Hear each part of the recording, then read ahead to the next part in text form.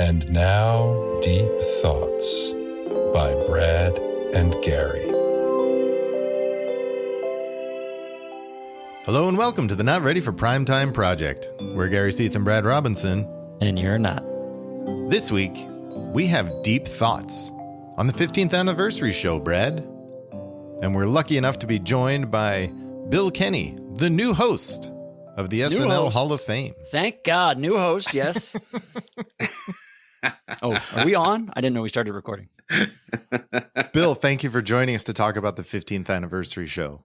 Thank you for having me, guys. Excited to be here. Yeah, we just started 7th season of SNL Hall of Fame. I'm filling in the huge shoes of Thomas Senna, friend of yours as well as mine. Just started last week, so excited to, we got some really good nominees this week. You'll both be joining me at various points, so excited about that as well, and excited to be here. This is one of my favorite moments in SNL history, so. Thanks for coming, Bill. Thanks for coming back on the show. And when we started figuring out who we were going to talk to for the anniversary, we both were like, let's get Bill on for the 15th. He's going to be so much fun. Yeah, I mean, this is, I think you can go to any super fan of SNL, depending on their age. Lauren likes to talk about what era is your era, but I think there's something to the anniversary shows as well. 15th was kind of my super fandom origin story. I had been watching for a few years, but this really cemented it for me, being able to watch clips that I had seen and then clips that I had not seen. This is, pre-YouTube, pre-internet. So some of it was brand new to me and just kind of cemented me as the SNL fan that I am almost 40 years later. Yeah, I think it was the same for me. This was around the time where I had started watching and then watching this. I don't remember watching this special live, although I may have, but having it on VHS was something that I just, wore that tape out because it was a lot of like getting to know all of these characters and the performers. And it was really foundational in introducing me to not only the live current cast, but the history of SNL. I still have my VHS tape, oddly enough. Oh, that's great. Yeah. Oh, yeah. I think I started getting into SNL just a touch after this, and I think we've talked about this in other places too. Like this era, I think was the best era to start to become aware of Saturday Night Live, because maybe not 90, like early 90s, you're watching one of the best, if not the best casts live on Saturday nights. But now the cables come around and there's stuff like Comedy Central and A&E and whatnot. You get the reruns of the original cast. So you're kind of watching for the very first time as a young teenager, the original cast and the second golden era cast all at the same time. And it's such an amazing time to watch SNL. And then for this event to happen where worlds collide and they all come together, it's the cream of the crop. It's so great. Yeah. I mean, it's really interesting to think about, and it's hard to put into words how different media was at that moment. But this is a couple years before Comedy Central starts airing every episode, every era. So, and some of them ad infinitum. And so 80 to 85 was really a void for me. There was no place to see this outside of the Eddie Murphy clips that you would see in certain places. Seeing Robin Duke for the first time, really seeing Joe Piscopo really for the first time, outside of Eddie Murphy clips, was eye-opening to me. This was a whole other era that I was aware of, but I had not been able to see. So yeah, this was a huge moment. Because this is kind of the first time the show really, like you said, other than Eddie maybe, acknowledges the non-Lorne era. And the last time. I was just going to say that. I was just going to say it might be the last time too. Yeah. But it makes sense though, right? I mean, it's the 15th anniversary. We know now that the show is going to live on for 50 years, but at this point in time, they could have been thinking we have only got 20 years in us, so maybe we're nearing the end. And if that's the case, the non-Lorne era, that's 25% of your existence. So you kind of have to bring it in. You have to accept it, bring it into the fold. But to your point, Bill, now that you're 40, 50 years on, and the amount of percentage that era takes up shrinks, you just the need to reference it gets less and less, and the ability to reference it, I guess, too, because all eras you've got so much nowadays. Yeah, I mean, I think that's true with almost every era too, right? I mean, there's people who you're going to see more Will Ferrell clips than you're going to see, Tracy Morgan or Sherry O'Terry, even though you're aware of them and they're much more accessible now. Certain people, certain sketches stick out 15, 20, 30 years later. And as it gets further away from that time, like you said, Brad, like that's, it becomes harder to pinpoint certain moments. So it also, at this point, Eddie Murphy is huge, and you can't ignore the fact that this was his jumping off point. This was his launch pad, right? And you still want to make sure people know that he started here, even though he doesn't show up.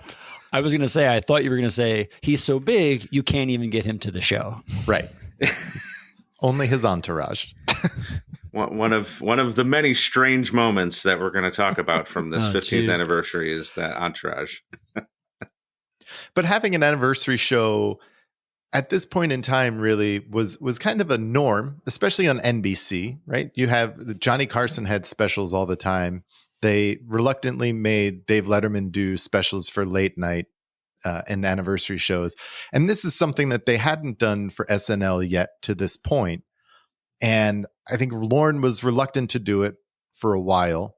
And from what I read in, the lead up to this was that Gilda's death kind of sparked the agreement to do this, where he kind of wanted to have a place to recognize her contributions to the show and also, introduce her to the audience that wasn't around in the 70s when she was watching. So it's kind of a weird time in life, I think, of the show to actually have this, because it's coming off of her death, and that's kind of what seems to have sparked it for Lorne. But I also think it's really important now in hindsight, because people like the three of us got really into the show because of something like this. And I think that was a big tribute to NBC and Brandon Tartikoff, really. Yeah. I mean, Tartikoff was a big factor in the show going on after the disastrous season 11. And, we're only really 3 and change removed from that as this is airing. So it was almost like he called in a favor to Lauren, like, because he was a big part in getting this on as well. And yeah, it is one of those eras. Like when you watch now, if you watch the 15th and the 25th and the 40th anniversaries, they're very, very different. By the 40th, we're doing, reenactments of old sketches, and we're doing, bringing a lot more people into the fold. This is much more of a clip show. And that was the norm. That was right. If you watch the Carson anniversary special, it was, maybe 3 minutes of new material with Johnny introducing clips, and that was it. And that's basically what we got here. Yeah. But still wonderful. I mean, yeah. And they do a great job too, right off the bat, of getting all the eras, crossing over each other, the old school, the non-Lorne, the new people. And I think this is actually, I understand what you're saying, Gary, about it being a little bit of a weird time, but I also think it's a great time because the show it's back. This is the second golden era of that, and that amazing cast. And it's like, the show is finally, luckily, going into 15, regained the superiority it needs. And so I think it's at a really great moment in the show that they can take this moment to take a breath and look back and celebrate. For that, I think it's a really awesome time. I agree. I also think it's interesting that we do not see some of the bigger stars of the show at this point in this special. Yeah. Like we get Kevin Nealon and Victoria Jackson kicking off the show, really. Like they're one of the first ones we see. But we don't get Dana Carvey, Phil Hartman, right? Like in this special. You get Miller. You're getting 4. Is Dunn in it? Is Nora in there on the beginning? Nora's in it for a second. In there. Yeah. No, she's with Father Guido. Yeah. Yeah. Nora's in there. So you see, you actually do see most of them. But not the two biggest ones is my point. Like, I think my point is like Carvey and Hartman are the two biggest players right now. Mike Myers, who's still really new, but he's already done Wayne's World. He's already done Sprockets a couple times. So he's not seen at all. I don't think we even see him in the audience. You're right. We do see Hartman, though. Robin Williams makes a Phil Hartman reference at the end. Right. And I think one thing, and I noticed this when we'll talk about it when we get to the clips, but even when they show the clips from this era, it's not Hartman-centric. Like, I don't think Phil Hartman is become Phil Hartman yet. I think he's on the show so long. I think it's a slow build for Phil to get where he's gonna get, because I noticed that when they showed the clips from this era, there's I think one Phil Hartman clip. Yeah, this is still very much Dana Carvey's show at this point, right? And I mean, Hartman, he's already done Reagan, but he hasn't done Clinton yet. I don't think he's done Unfrozen Caveman Lawyer yet. No, but so we haven't really gotten to the real golden era of Phil Hartman, even though he's been very, very good up to this point. It's still very much the Dana Carvey show, I think. But that's a great point, Gary. Yeah, where's Dana? Yeah. I mean, you see him in the Robin Williams thing too, but again, that was like improv that you see Phil and Dana Carvey. Right. It's just it's strange to me. That's all. Yeah, it is. That's a good point. Yeah. Yeah, the only one they really trot out to feature is Dennis Miller. Other than that, you just get some really cool cameos in that cold open. You do get Jan too, but yeah. Yes. Oh, Jan my right. goodness. There's a lot of missing, and you would think. No way Bill Kenney lets a Jan Hooks go. No, absolutely not. Of course. But maybe that's the most egregious part of this whole special, is that you would think they would want to highlight these new stars as well, while paying tribute to the past. Like, you can't imagine, like when you get to the 40th and, they trot out Pete and Leslie, they're brand new, and you're not doing that here. Exactly. Let's circle back at the end of this, Bill, and see if that's still the most egregious error of this episode, this special. Fair point. Well, let's talk about the actual show itself then. Yes, let's do it. They start with a cold open to this show. So there are very few elements of this special that are actually like a normal Saturday Night Live show. One of them is the cold open that starts out with behind the scenes, Kevin Nealon and Victoria Jackson talking about the movie stars that are now clustered talking amongst themselves. It's Dan Aykroyd, Tom Hanks, Steve Martin, Billy Crystal, Robin Williams, and they're talking about how funny this is. And it turns out they are not being funny at all, but that's the joke. And then and then it's just kind of like a cavalcade of cameos, Father Guido Sarducci, Nora Dunn, Sam Kinison, Joan Cusack, Piscopo, and it all leads us into Lauren's office, where Chevy comes in, and Chevy's talking to Lauren about wanting to do The Fall to open the show, which, you're talking about an anniversary special. That would make sense. And this whole bit, really, Brad, is pretty much the cold open that we saw from season 1. Yeah, they do a lot of fun stuff with it. You're too old for The Fall. And this is what I liked. Piscopo comes in. So right off the bat, you're getting a non-Lauren guy, and you're going to let this guy do The Fall. And he's got no sleeves on. He's all ripped. He's in a tuxedo, right? With no sleeves. Yeah. Jan comes in and makes some joke, because the joke is like he's 53 or 55. 58. I remember being very confused as to how old Chevy Chase was for a long time because of that joke. Joke's a lot funnier when you're in your 20s. I'm just gonna right. But he signs all this paperwork and nonsense. We get a Brandon Tartikoff cameo, and then he kind of recreates this really great cold open from season 1 of SNL, where he weaves and bobs his way through the audience and is going through the aisles and stuff. He's got a helmet on, I guess, right? Safety procedures. They said he had to put a football helmet on, so he's wearing a football helmet and carrying Lauren's popcorn through the crowd. Right. But we know why he's wearing the football helmet, right? Now we do. Now we do. Yeah, and it turns into this great pratfall down the stairs by a stunt man. Yeah. Right. I love this. I've always loved this gag. I think it's a really fun way to do it. Like, I don't think it's cheap at all. I think this is funny, where he kind of he walks into the wall, and as he walks into the wall, there's like the old Texas switch where a stunt guy then walks out and hits the wall, bumps his head, tumbles down the stairs, and when he gets down, he opens up the Chevy Chase dressing room door and closes it, and then Chevy comes back out. I just always thought that was a really fun way to do it. I like it. It's always been fascinating to me, like, how did Chevy get down those stairs? Like, I don't know if there's a secret entrance, secret elevator, but he is down there. There's a fireman pole. Yeah, there you go. Fire pole just jumps. He could do the fire pole, but he can't fall down the stairs. I mean, it's like the old Batman pole. There's a cushion on the bottom. He just jumps and slides down. Okay. I enjoyed this bit more having seen it later in the first season, right? And it's basically the same bit. I've always liked it like you, Brad, but I think seeing that it is a retread from 15 years prior, there's another level. Appreciate it even more. Yeah, totally.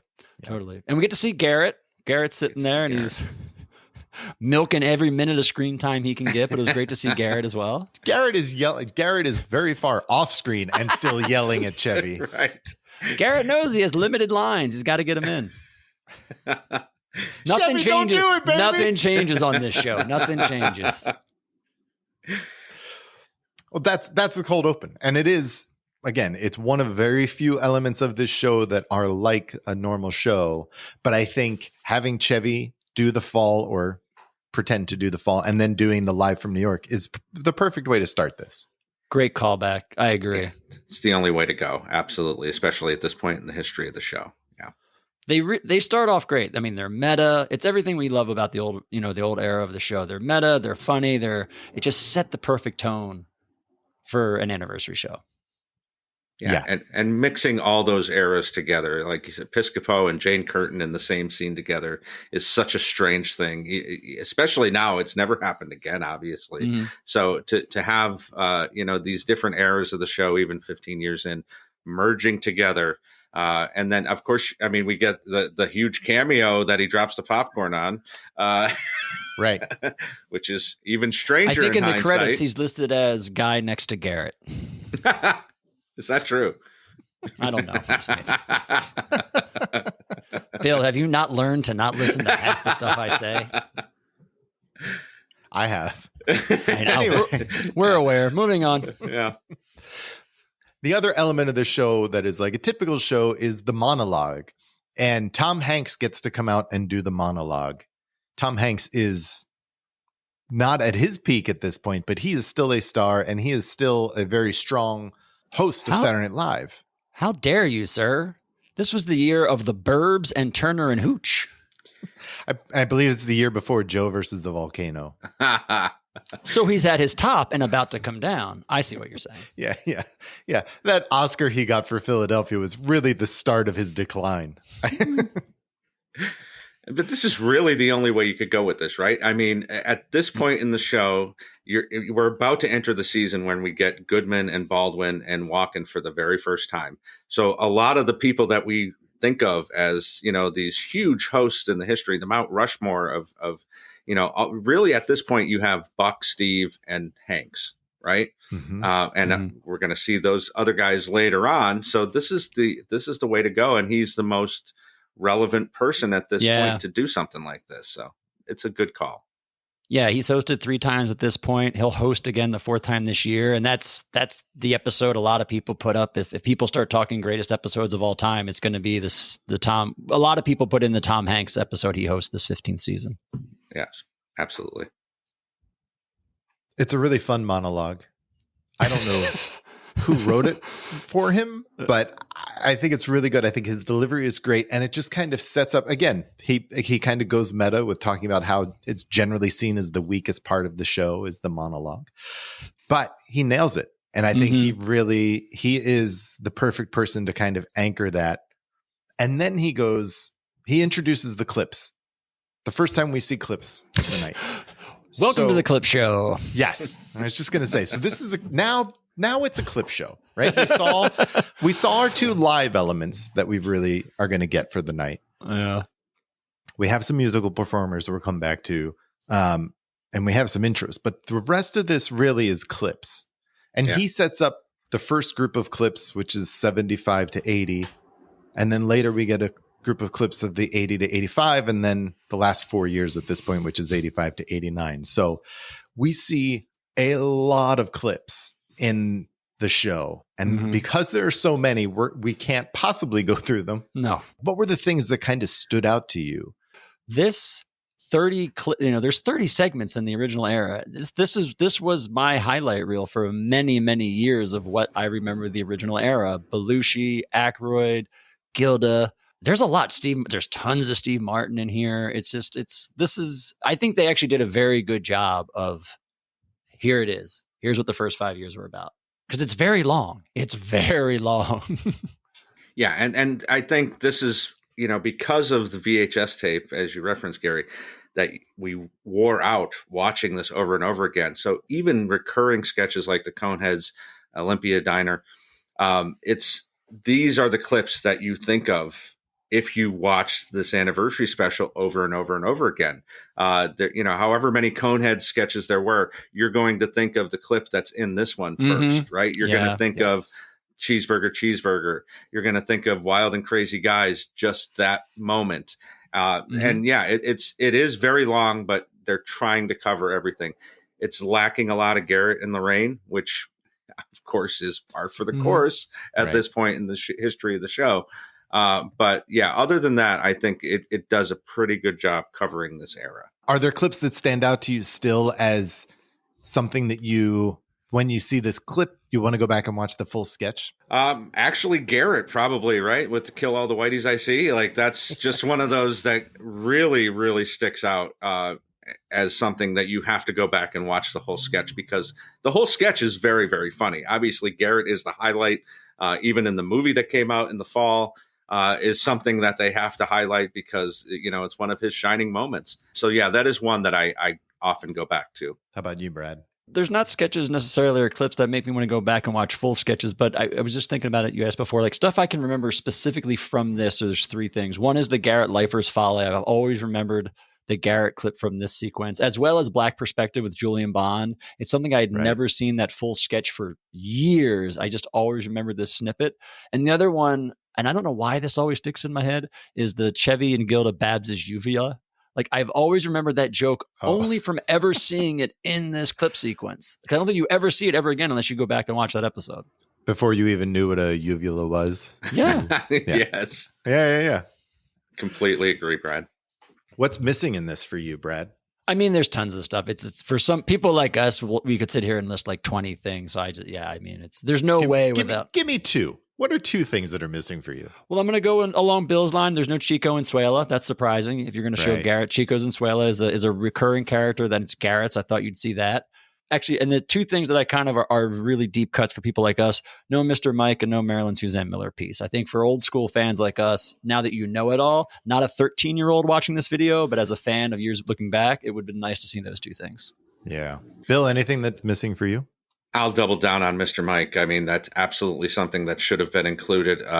Maybe some George Coe. No, I think I think they could have done something more with maybe some of the pre-tapes, some of the ads. We do get a couple of those as their own separate entity later on in the show, right. But there's so many good commercial parodies at this point in the show. Why aren't they highlighting more of those, especially in this clip package?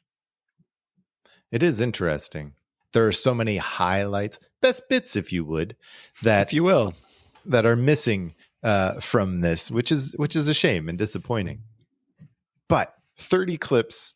It's a lot. That's a lot. It is a lot. 1980 to 85. 19. Just to go through the numbers, because I did count them because after this was so long. There's 30 for the original era, 19 for the non-Lorne era, and granted, most of them are probably Eddie. And then I think the last era, granted, it's only been 4 years, 18 clips. Right. So it's a huge reliance on those first early years. And I believe in the last one, there's 18 clips, but only one from season 11. So there's 17 clips from the right. So from 3 seasons, from 3 seasons, but 80 to 85 only gets 19 clips. Look, I don't care how you shake it out. That's not fair. Hold on. No, there's 19 clips. 8 of them are from season 10 alone, the All-Star season. So you've got 8 from season 10, 6 from Eddie. Count on my hand the number of other sketches. How many Tony Rosados? Yeah. Right. Oh, God. So Lorne definitely has his influence on this show, but that era of Saturday Night Live is like, I think you said, Bill, right? It was kind of like a black hole for you for a while where you didn't really know what was going on. What from this group of clips jumped out at you as like, oh, I want to see more of this? I think one of the rare clips that we get in here is the Ghostbusters clip with JLD and Mary Gross. I mean, highlighting two of these amazing women. Obviously, we know what Julia went on to do after the show, the career that she's had. but she was severely underutilized, as Mary was quite often. So the Ghostbusters clip where they're talking about they like the black one the most, and the black one, he don't know nothing. That stands out to me. Now, again, obviously, I'm a huge Eddie Murphy fan at this point in my life as a teenager, and the James Brown hot tub and things like that. Yeah. Again, this is kind of the same deal where it's just those clips that are in your mind. You think about that he only did that once, right? I think he did James Brown twice, but the hot tub was once. And this was a clip that just kind of got shoved down your throat no matter what the special was. Brad, what jumps out at you? Billy Crystal in blackface? Yes. No? No? No, I mean, honestly, the thing that jumps out, unsurprisingly, is just how good Eddie Murphy is. I mean, there's a reason he's featured so much in these clips. It's great watching Gumby, Mr. Robinson, Buckwheat, Velvet Jones. It's just, it's a great showcase for how good Eddie was during that time. Yeah. I always liked the security guards, Christopher Guest and Martin, or Billy Crystal. That one always stuck out to me because that was one that I saw and I was like, this is funny. I want to see more of this. It is a good representation of that year. For whatever reason, that sketch is that and the synchronized swimming are great examples of season 10. And the other thing that stands out, and again, it's also Eddie centric, is what's missing is there's so much Eddie stuff that could have been in. Black Like Me, one of the best pre-tapes of all time, not in there. Pudge and Solomon, Dion wasn't in there. There's just so many Eddie Murphy's things they didn't put in there. I mean, you could have done a whole segment just on Eddie. I mean, when you carry the show for as long as he did, you could have your own special. Yeah. Yeah. And then the highlights from, let's say 85 to 89, but it's 86 to 89. This was my era of Saturday Night Live, like you were saying, Brett. This was the one that got me into it. Mm-hmm. My love for Phil Hartman, Dana Carvey, John Lovitz et al. Here. What are the sketches from this that stuck out to you? Okay, there's a lot of Lovitz. The Master Thespian is great. Pathological Liar, the debate sketch. It's just it really showcases Lovitz, I think, and just how great he was for that show at that time. How about for you, Bill? What sticks out? Sweeney Sisters, for sure. Yeah. Where, of course, I'm going to go there with my girl Jan, but Star Trek Convention, too. I mean, that was just one of those insane moments in the history of the show. Get a life, people. Which is ironic. Here we are talking about SNL as much as we do. Episode 75. Oh, yeah. It's so true, isn't it, Bill? It really is. Life imitating art, imitating life. But yeah, I mean, and obviously Lovitz is all over this. He's still one of the golden boys. And like I said earlier with Dana, they don't have a lot of Dana in here, really. I mean, you think about Church Chat, obviously, but that's really about it, right? Chop and Broccoli's in there. Chop and Broccoli, yeah. It does have one of my all-time favorite sketches. I think this is a little bit of a deep dive, but the Hercules movie dubbing when Bill Murray comes back to host. Yeah, that's one of my favorites too. I love that sketch. Yes. And when I was watching the show, so that was season 12 when he came in and did that, I believe, right? And so he was, I mean, Chevy had come in that fall as the Three Amigos, but this was the first alumni I got to really see host their own show. So I knew who Billy was. So seeing him work with these new cast members, to this day, it's one of those things I love about the show when we get somebody coming back to the show, working with the newer people, seeing what they can do together. And we really got to see Billy with that. And Hercules is a great example of that. Especially when they're as removed from the show as he was at that point, right? It's not someone who's been gone for 2 or 3 years. He's been gone for, I guess, 8 years at that point, 7 years. So 7 years, yeah. Yeah. And his career at that point was very different than when he left. So we get 67 clips of kind of general clips montage, but then we get 3 different segments of montages: musical moments, political moments, and tasteless sketches or sophomoric highlights, however you want to phrase it. Yeah. We just had a lot of highlights, a lot of clips, but then we come back for more. And these are kind of grouped together a little bit better, I think, in certain ways. The political clips is insane to me at this point in the show. I mean, it's very well known, even at this point, that Ebersol didn't want to do anything with politics, so we don't get a lot in that black hole. But, like, how do you only have 4 clips from 15 years when you're known as a show who talked about politics? Like, insane to me. Exactly. And I think, Brad, to your point, probably then, why do it? Like, why not? If you see these political sketches as being highlights that you want to show, throw them into the era. Like, why do you have to break those out into their own thing? Yeah, it doesn't make any sense. And why is there no weekend update? I get their timely jokes, but like, show some update. Show some update history. Absolutely, it's the only thing that survived the entire time at this point. That's it. That's a good point. Yeah. No, that's a very good point. And you have Dennis Miller come on. Dennis Miller's like a big enough name right now, and you want to promote him. Why not have him do a weekend update, you know? Oh, like a live, like No, I'm sorry. I was thinking like a clip of weekend update things. Sure. Like introducing highlights from weekend updates. I mean, and this is something they tweak later on, and you can do non-topical weekend update jokes. So, you know, they do the prostitution joke in later anniversary specials and things like that. Right. But yeah, I don't understand it at all. It's crazy to me. Yeah. I think the rest of these clips, I agree with you, Brad. They don't have to be broken out into different segments. If you're going to do a clip show, just do a thorough clip show from each of the eras.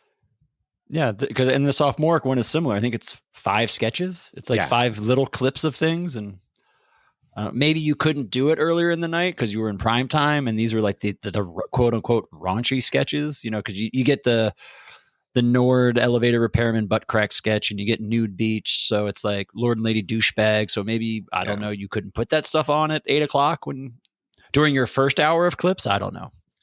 Oh, maybe, but. Or it was a good excuse to bring in 2 of the all-time greatest SNL hosts in Charlton Heston and Mary Tyler Moore. I mean, that's, you know. Right. I mean, it could be, you're right. It could be, how do we get more big names on the show? Yeah. Let's have more little segments to show people. I don't know. Well, yeah. I guess I feel like if you're going to lean into live elements of the show, then lean into live elements of the show, not intros. As opposed, like, you have the cold open, you have the monologue, and then then that's it, really. Other than it's just intros. It's like solos to cameras. Yeah, there's the SNL moments. That's live-ish. Yeah. But again, they're just, I guess. But they're not. It's not a sketch. It's not a live performance. It's people setting up some joke. I'm just fishing for anything new. That's all. No, I know, and I think look, this episode, this anniversary show is a good test case of they've never done this before. Yeah, totally. If Lorne really agreed to do it after Gilda died, they did not prep this for a long time. So you're talking about 2 or 3 months that they had to actually like put this together. Right. So then it becomes, all right, just pull clips. But we want to engage people and have people there. So let's do it and add these intros. But it does not make sense why they broke it up. Well, and as you two said, this is what anniversary shows were back then. They were clip shows. Like you have to remember that. You guys made a very good point. This is what these kind of shows did at anniversaries. They showed clips. Yeah. But why not? If you're going to have a clip show, why not break it down to the elements of the show? So have weekend update clips. Have musical guest clips. We get musical guests. And I think that's an element that standing alone by itself makes sense to me. Instead of like cramming musical guests into different eras, having them as their own montage makes sense. That montage, I agree. Other than the first 3 eras, that was the one other montage that kind of worked. Was like, okay, here's the musical guests from the last 15 years, and that was a good one. That made sense. Yeah, totally. And it was fun. It was fun to see. They did it well with the progression too, of like going backwards and showing you all those artists. That was actually really cool. Yeah. And I think this is the last time in the history of the show where these eras fit into these nice little boxes of 5 years each. This is really, I think that was probably their thinking at the time, where you've got the first golden era, you've got that 80 to 85, and then you've got Lauren coming back. So that, I think that was probably the thinking, maybe misguided in hindsight, but that was probably what they thought was the best idea. Do you think they bit off more than they could chew? They're like, we want to do a 3-hour special. And they're like, hell yeah, no problem. Without a doubt. And then they start putting it together and like, guys, we are kind of short on time here. Yeah. Get me a Gary Weiss film. And I mean, but also, how seriously did they take it being mostly a clip show? They're coming back the next week to do a show. Now we're approaching the 50th anniversary. They're about to take a month off to do that damn show. Like, yeah. But I think the show now is a different beast than it was when they put on this 15th anniversary. 100%. And the spectacle of an anniversary show is very different now than putting on a clip show in 1989. Right. And I think Brandon Tartikoff probably bit off more by saying, let's fill all of prime time.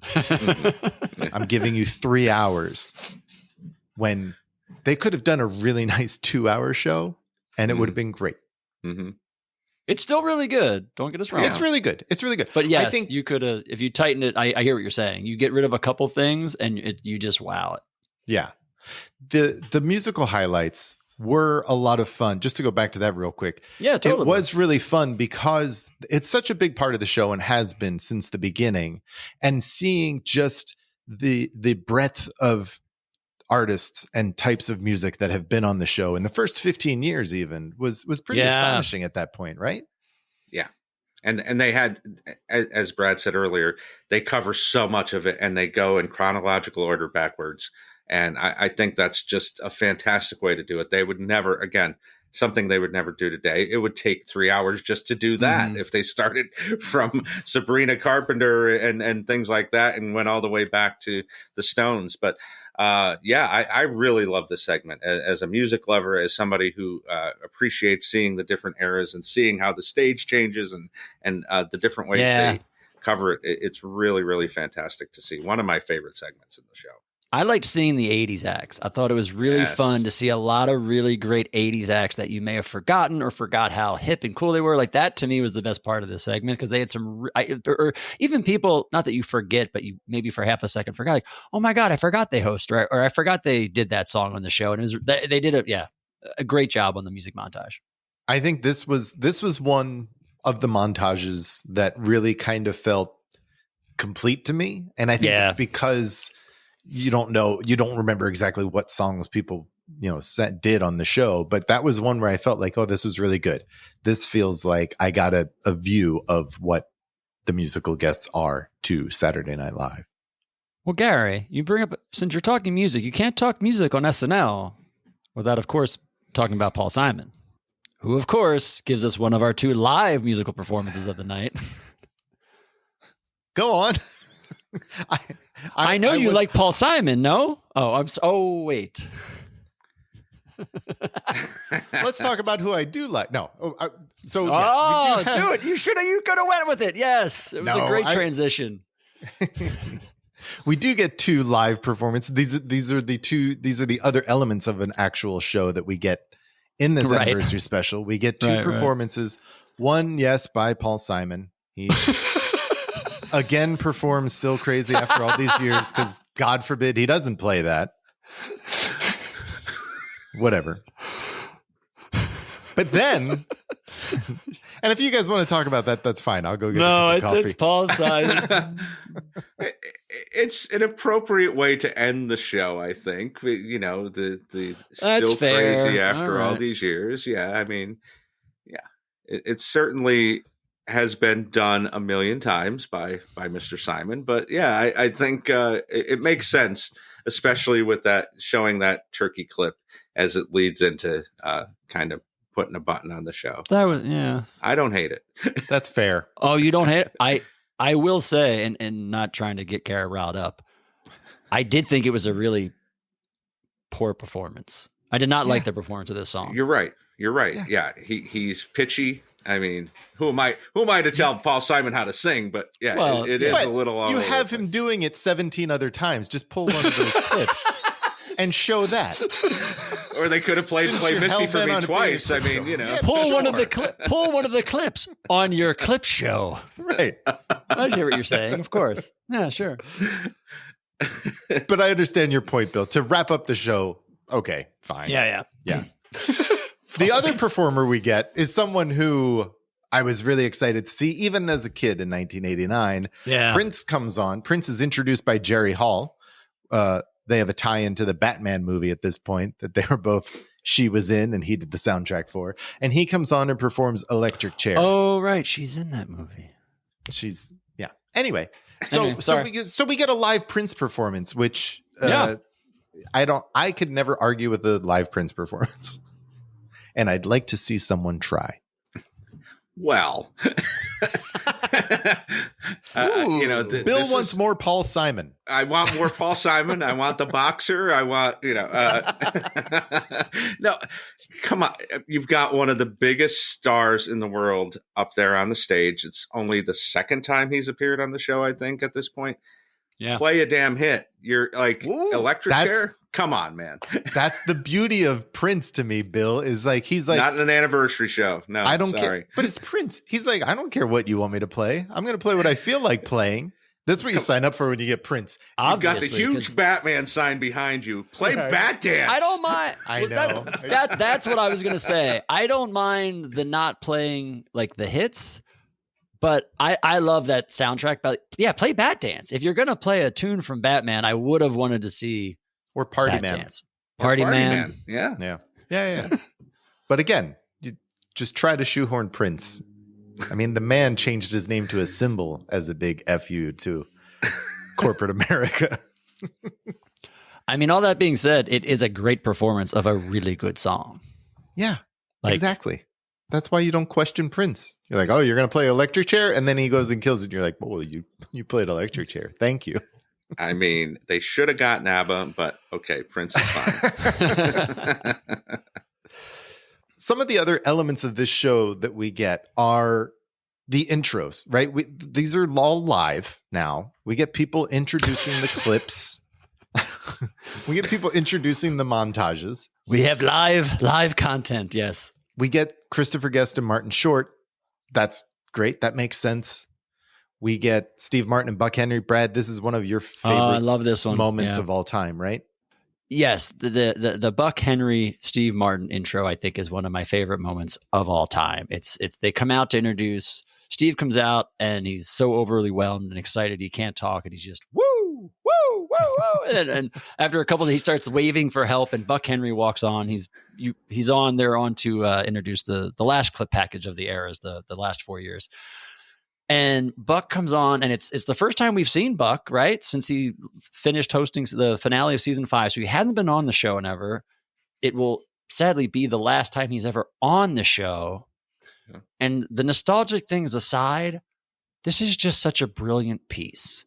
It's Buck coming out, doing what Buck does, a monologue of sorts to the camera, doing his thing. And then Steve is just behind him the whole time. Woo, woo, woo. And they rehearsed it or probably walked through it once or twice, but you can tell that Steve is definitely doing stuff to try to throw Buck off, because Buck has some genuine surprised reactions when he looks back. There's one point where Steve walks up right behind his ear and yells, and Buck gets scared. And it's just such a great example of the brilliance of these two guys, because it's so small and so subtle, but this is just genius writing and performing.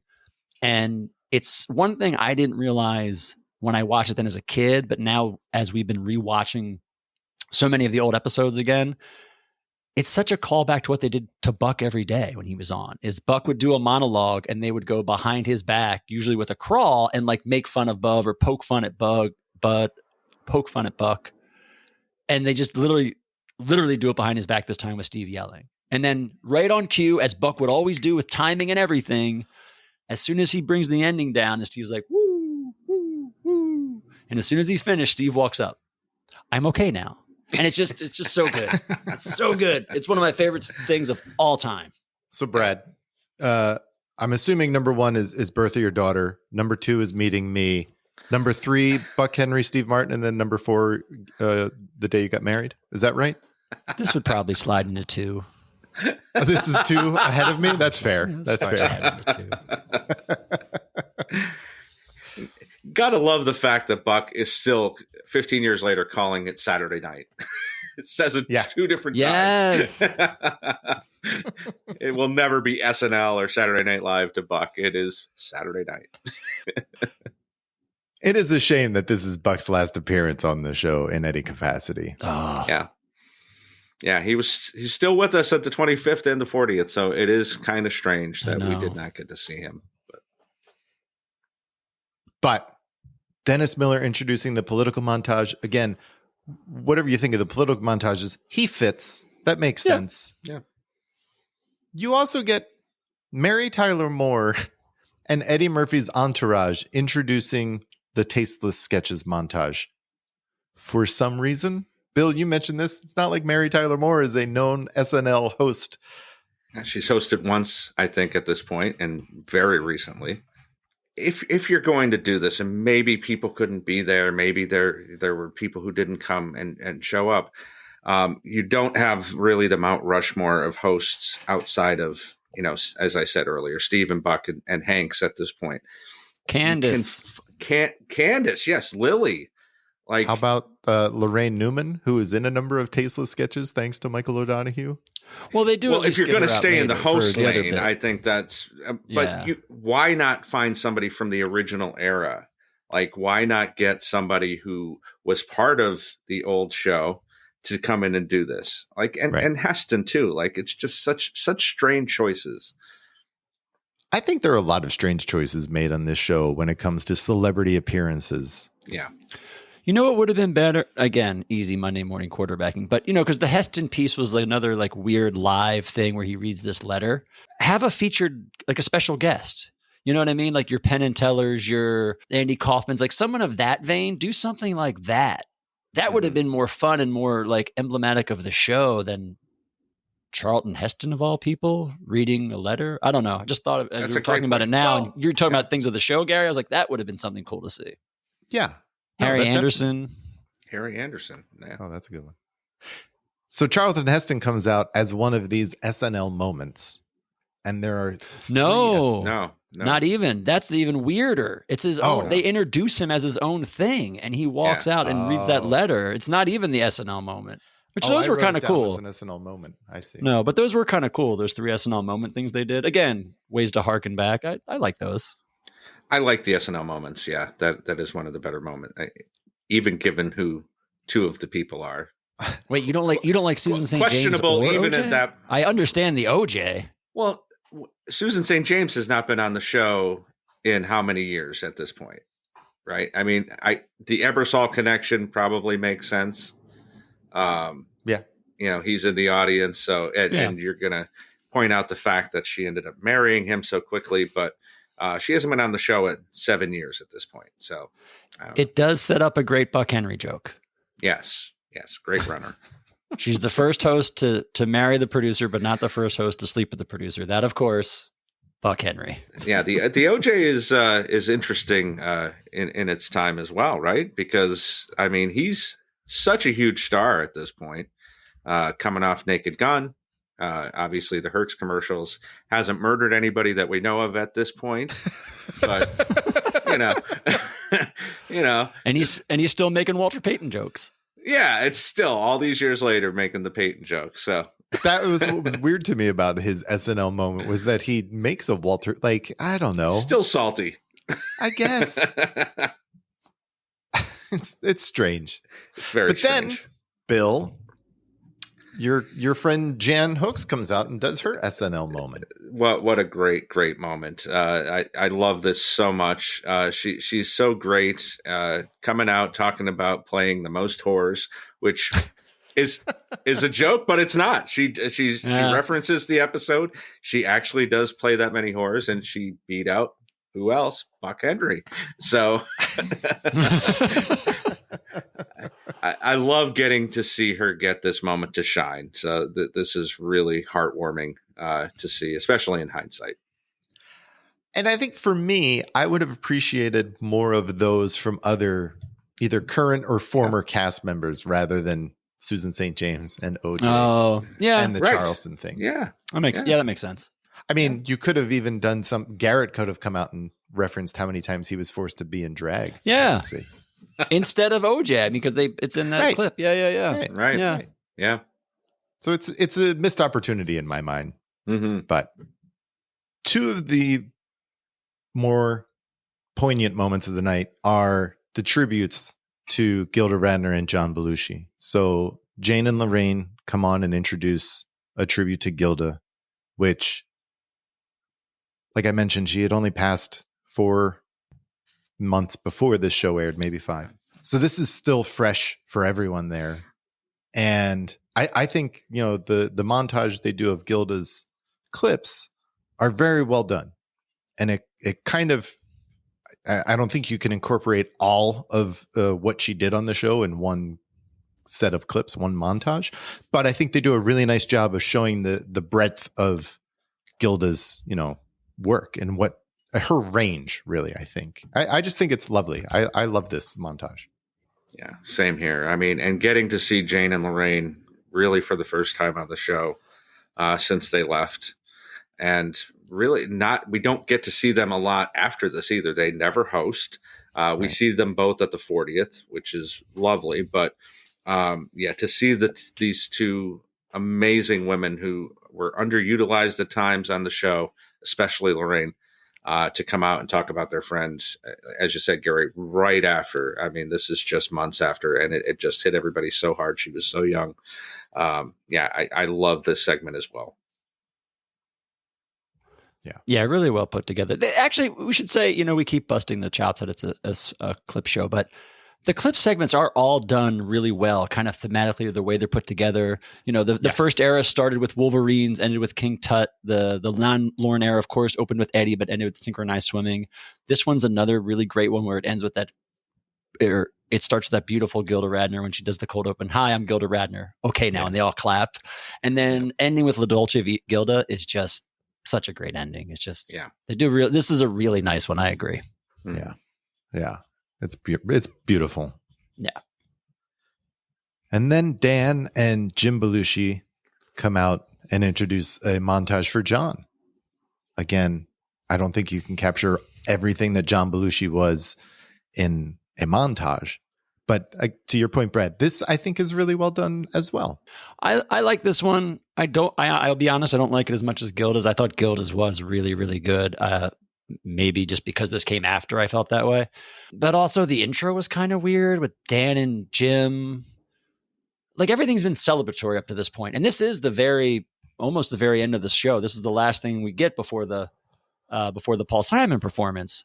So to kind of end your night on this beat or whatever, where they kind of come out attacking people. And I guess it's because the Wired movie was coming out or had just come out, I think. So it was all that chatter was back in the news a little bit again, but it was a little bit weird. Although I did always like the line when they come out and he says, I'm Jim Belushi's John's younger brother.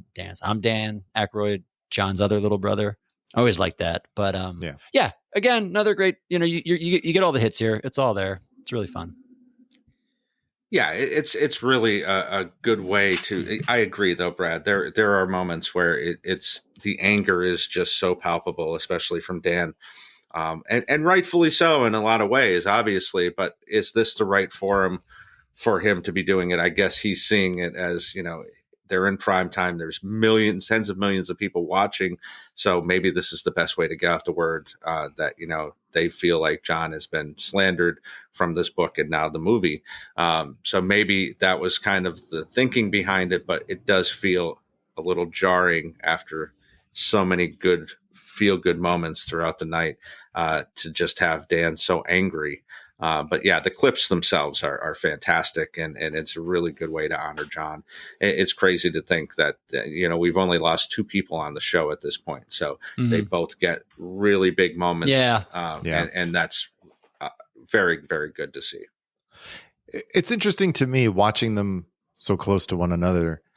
You see how I think, Brad, for me, the reason I like Gilda's clips better, and they feel I think they're a little more raw, is because Gilda opened herself up as Gilda, and she is sweet Gilda, and she's like, hi, now, like you said, right? And the way that she presents herself on the show was always kind of, she did these characters, but she opened herself up as Gilda, and even like the what Gilda ate segments and stuff. And John didn't really do that. John was always kind of a caricature of John, like when Candace, says take John home for Christmas or whatever, right? Like, to me, Gilda showed more of her genuine self, or appeared to, right, than John did. And I think that comes across when you look at them so close to one another, or it did for me, I should say. Yeah. Before we get to the good nights, there is a segment in this where Robin Williams comes on and just riffs for 5 minutes or so. I don't know exactly how long it is, but he comes out because he has to kill time, which is kind of amazing. For a show that has built its legacy on going live and hitting it to the minute. Yes, you are correct, Gary. This is kind of mind-boggling. They're not used to building a clip show. I guess not. Apparently, the math didn't add up. So Robin Williams is the one that they flag and say, probably in hindsight, one of the riskier performers you can just throw up on stage and say, go do whatever. Yeah. But he comes up and he riffs with the audience. And I just found this to be so interesting because it's clearly him just riffing. They genuinely lost time, right? Didn't our buddy Ian told us this story, right? Right. Ian told us the story, and forgive me, I don't remember the woman's name. I'm going to forget the name. Yeah, I know. Yeah. The woman who was timing everything out realized during the show that she had put 5 minutes on incorrectly to the run of the show. So now they're short, and that's when they throw Robin Williams out. It's something that always struck me as it definitely sticks out. It stands out. Yeah. It's out of place. It's a shame. It's one of those things where I'm like, was there no one in the crowd who could get up and play a song? Like, have Prince do Party Man. Don't have Paul Simon. That's ballsy. That speaks to Robin Williams. Like, to your point, Gary, it takes a lot to get up there. I'm going to get up and play a song with no practice and no preparation. Yeah, you're right. But same thing to Robin Williams. You're going to get on live national television and riff in front of millions of people for 5 minutes. I mean, Robin Williams is probably one of the few entertainers with the balls to say, yeah, I'll do it. And for what it is, he does a good job. I mean, he keeps it going. You could tell he's stretching for time, but I don't know who else you get to pull that off. I think what it suffers from now is how topical it is. I mean, he's talking about Jesse Helms and Dan Quayle and Tammy Faye Baker, and that doesn't really hold up. I think if you saw him with current topics and doing this, if he were still with us, I think at the time it felt really funny. And now it feels very dated, a little cringe. I mean, the best part of this is seeing all that audience. We get so many different people that we haven't seen throughout the night. A lot of the OG writers, we get to see Rosie and Zweibel in the audience. He cuts to a lot of different people. As you said earlier, that, this is when we see Phil, unfortunately, sitting next to the woman that'll kill him. I mean, we've got OJ and Bryn Hartman in the audience. Jesus. Crazy to think about. But yeah, I mean, we do. We get so many different people that didn't have a chance to stand on stage on this night. And it is a time capsule in that way, right? I mean, Glenn Close is one of the biggest stars in the world, and you get to see her for a minute. So I do like that part of it. But yeah, the topicality really hurts it 35 years later. Yeah. But it's live. You know what, right. Gary? Like, we knock maybe the piece in general, but it's the show. This is what the show is. We're live, and I think and again, now you watch it video, and it's 40 years later. But just watching that live, you don't know what's going to happen. What's he going to do? Who's he going to talk to? To Bill's point, who's in the crowd? Who's he going to go after next? Right. I think in the moment, in the liveness of it all, it does speak a lot to what the show can do and has done for, at that point, 15 years. And he's such a performer that I don't know that there's anyone else you want to get up on that stage if you have Robin Williams in the building, but it is something that is just kind of baffling to me and always has been. I know. That short. Yeah. If nothing else good came from it, he does a great job at the end. It's my favorite moment when he pulls Joe Disco out, who's been on the floor since season 1. And I mean, Joe Disco looks genuinely like touched or moved that he's there and being recognized. It actually is a really nice moment. Yes. Yeah.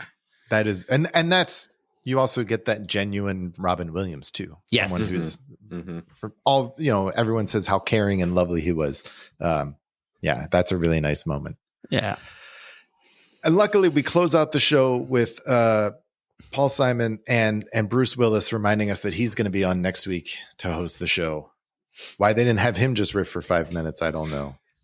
But tune in next week. You might get a taste. But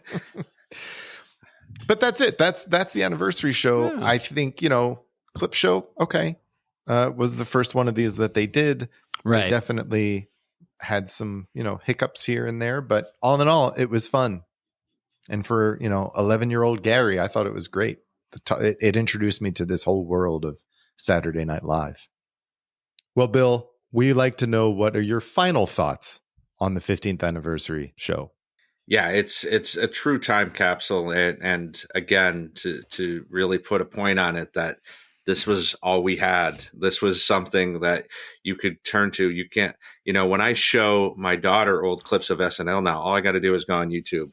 If I'm looking for a particular performer, you just do a search.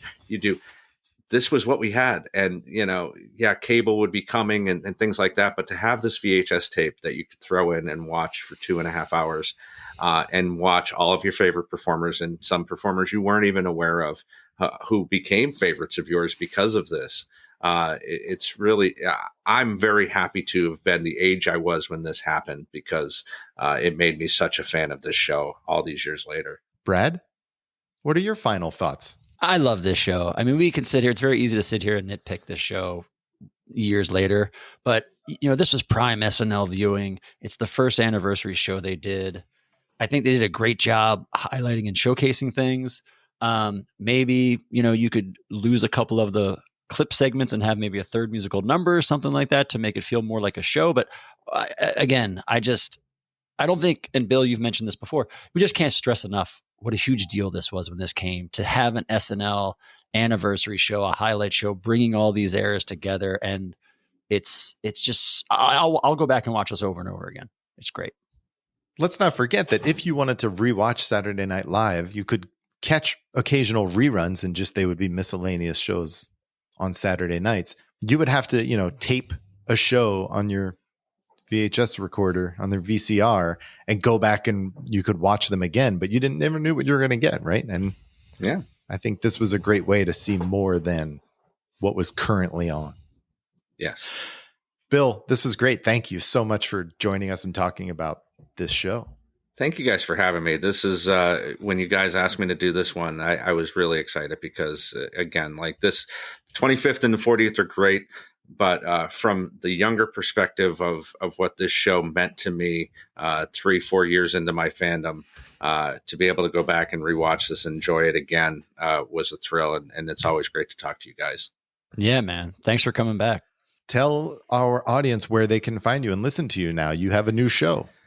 I have a new show. I took over for our friend Thomas Senna on the SNL Hall of Fame, and I am the chief conversationalist over there. You can also find me on the Saturday Night Network quite often, especially during the season. We have all different shows, Hot Take Show, Roundtable. Anytime there's a new episode of SNL, we cover it over there.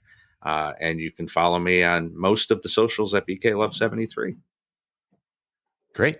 Thank you so much. Thank you.